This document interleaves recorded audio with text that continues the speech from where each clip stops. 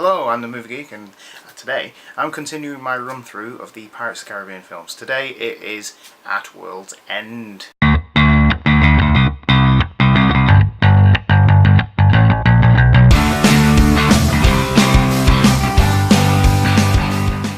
This is where the threads from the story Dead Man's Chest need to tie up to complete this story. At the end of Dead Man's Chest, Captain Jack Sparrow, see, I remembered, has been devoured by the Kraken. The Pearl has been dragged to the bottom of the sea. Davy Jones' heart has been given to the East India Company, effectively keeping Davy Jones and his crew under their control. Will saw Elizabeth kissing Jack just before Jack died, and now he's all grumpy. He believes that she loves him. But Will didn't know that Elizabeth was actually cuffing Jack to the Pearl so that it will aid in their escape. Something else happened at the end of that film. Oh yeah!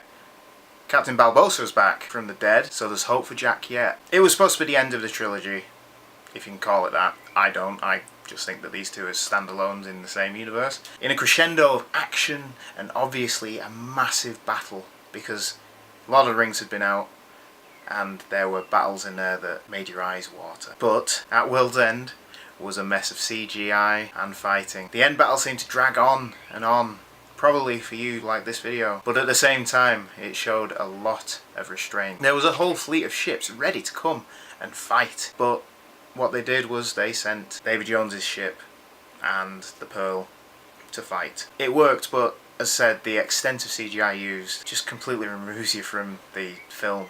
There's so much going on, and these supposedly mortal men can do all this crazy stuff. It's a bit silly. There is a great scene, however, when the Flying Dutchman and the Black Pearl fire on Lord Beckett's ship, and we see him moving through the debris in slow motion, and it's good.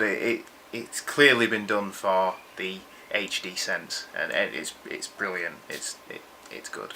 And I do agree that the effects of that scene stand today. But despite having moments throughout the film, such as Davy Jones' locker scenes, which I think are quite imaginative, and the endless sea of souls on the water, that is visually beautiful, and it's a good representation of what Davy Jones has neglected to do. However, it just comes across as boring. They travel to Davy Jones' locker to retrieve Jack. That's how you come back to life in this world. It does give reasons for why the crew of the Dutchman all look like sea creatures, which makes sense because they're being punished for not doing the job, but still, there's a lot to this film that is just dull. My main problem with the film is that it seems to be filling time until that last battle, making the pirates have a meeting and releasing Calypso the sea goddess from being bound in human form just so happens to be the reason Davy Jones is neglecting his job. Convenient. On a story level it works, but it does feel slow paced and dull, as though a lot of the scenes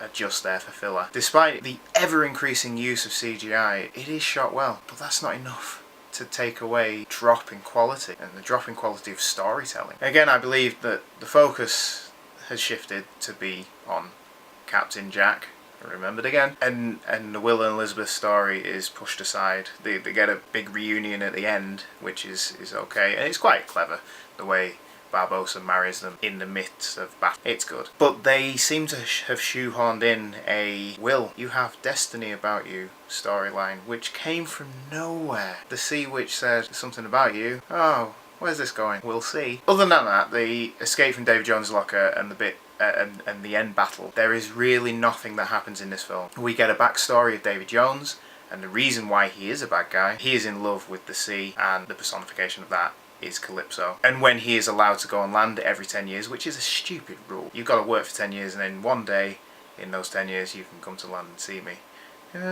Stupid. She doesn't meet him, so he refuses to do his job, which is understandable. I understand where he's coming from. I would. But with the backstory, he doesn't come across as that much of a sympathetic villain. You see him on his harpsichord, I'm not too sure, but that's about it. Then he dies, and Will, after being mortally wounded, takes his place as captain of the Dutchman, fulfilling the Destiny arc, which came from nowhere. Again, the CGI is good in places like Davy Jones' locker. It's good. I enjoyed it. But its overuse is, stop it! But there are moments. Also, when the Sea Witch goddess Calypso is freed and returns to the sea, all she does to help, or to hinder, is create a CGI vortex that the Pearl and the Dutchman fighting. She could have done more than that, couldn't she? It's rubbish. If you think Jack's escapes are over the top and impossibly accurate, then we get this long fight scene where he's swinging from ship to ship round this vortex. It's like he's Tarzan. It's boring.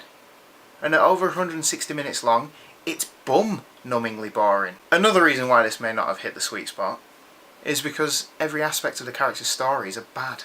Elizabeth is left pregnant with Will's child and his heart in a chest as he goes off to ferry the dead to the afterlife. She can only see Will once, one day every 10 years, which is crap. Barbossa once again stole the pearl from Jack, leaving him in a small boat.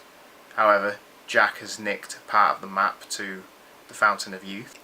It's ended where Curse of the Black Pearl started, and it just doesn't make sense. You want a happy ending, and it's not a happy ending from any aspect. Everybody lives. It's not a usual happy ending, and for me, that left me a little bit empty. The idea that it was left open for Jack to find the Fountain of Youth was okay, but after the last 2.5 hours, I just couldn't be bothered. I'm glad they waited a long time to bring out Stranger Tides, because then you forget. Overall, the films are watchable, but Dead Man's Chest and At Will's End seem to have just been an excuse to make an extremely long film, and not all the elements mesh. With a lot of back-to-back films, The Matrix Reloaded and Revolutions, Back to the Future, etc., they try to change the tone of the second and third films and the focus. Sometimes it works. Back to the Future worked. I possibly think that the third Back to the Future film is better than the second, but mostly it doesn't. And this has a lot of similarities between The Matrix. They just seem hollow. This doesn't work. Elements of At Will's End do work, the locker scene, some of the battle, but it doesn't live up or maintain the momentum set in Dead Man's Chest and Curse of the Black Pearl. Curse of the Black Pearl is an enclosed story with a clear beginning, middle and end. It works, and with that smaller focus and smaller budget, the effects work. The story is simpler and it keeps the audience attention. With Dead Man's Chest and At Will's End, they try to stretch the story over 2 films, and because of this, it just doesn't feel right. It doesn't work. It's a shame, but these are the 2 films I cannot bring myself to watch again. I have for these reviews, but I wouldn't go back. There's parts, but good parts don't make a good whole. Yeah, I feel like Disney understood that, and then when they greenlit a 4th film, it was just a standalone film like Curse of the Black Pearl. So I will continue my Pirates reviews with On Stranger Tides. I'm the Movie Geek. If you want more videos like this, please like, share and subscribe. That would help me out. And comment in the comment section below. I will get back to you. I'd like to hear what everyone thinks. You can follow me on Facebook and WordPress, where I blog most days. I'm not going to say every day because it's not. Thanks for watching, and I will see you soon.